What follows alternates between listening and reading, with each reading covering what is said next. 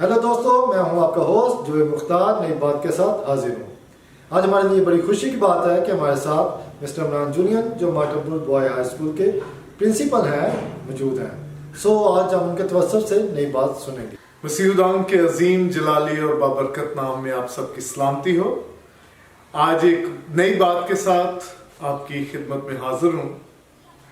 خدا ان کا کلام فرماتا ہے زبور 91 اور اس کی پہلی آیت، جو حق تعالیٰ کے پردہ میں رہتا ہے وہ قادر مطلق کے سایہ میں سکونت کرے گا۔ آج دنیا کے حالات جس میں ہر شخص پریشان ہے، اور یہ کرونا وائرس جو اس وقت دنیا میں پوری طرح پھیل چکا ہے اور ہمارے دلوں کو پریشان کرتا ہے، اور لوگ اس میں نہایت پریشانی کے عالم میں ہیں، ایسے موقع پر خدا ان کا کلام ہماری رہنمائی کرتا ہے۔ اور کلام کی روشنی میں جو ایک نیا خیال آپ کے ساتھ بانٹنا چاہتا ہوں کہ یہ کرونا وائرس جو ہے یہ بذات خود اپنے اندر وہ سارے مفہوم رکھتا ہے جن کو ہم دیکھ کر اس سے بچ سکتے ہیں۔ فار ایگزامپل، میں نے کرونا کو اس کے ہر لیٹر کو ڈیفائن کرنے کی کوشش کی ہے۔ C stands for cough and cold۔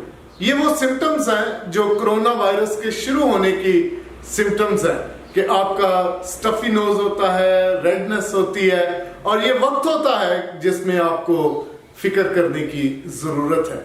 O stands for corona can affect other organs۔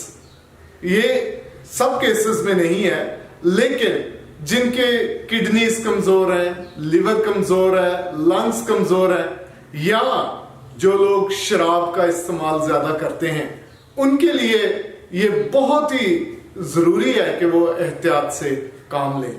پھر R stands for rest and reassurance۔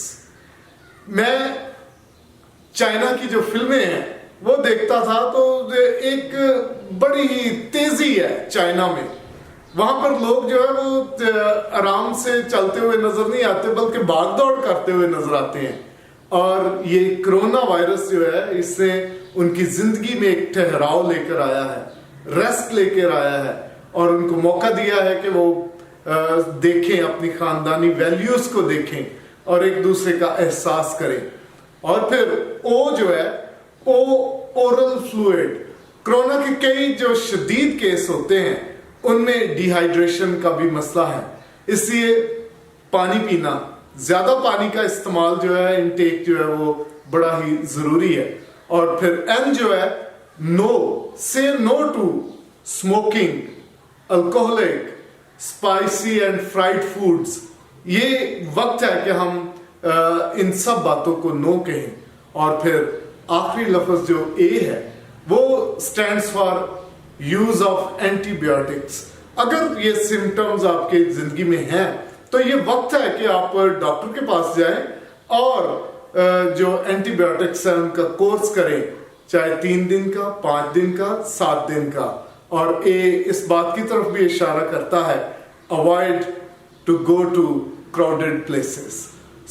اس سارے وقت میں خداوند ہماری پناہ رہے۔ شکریہ۔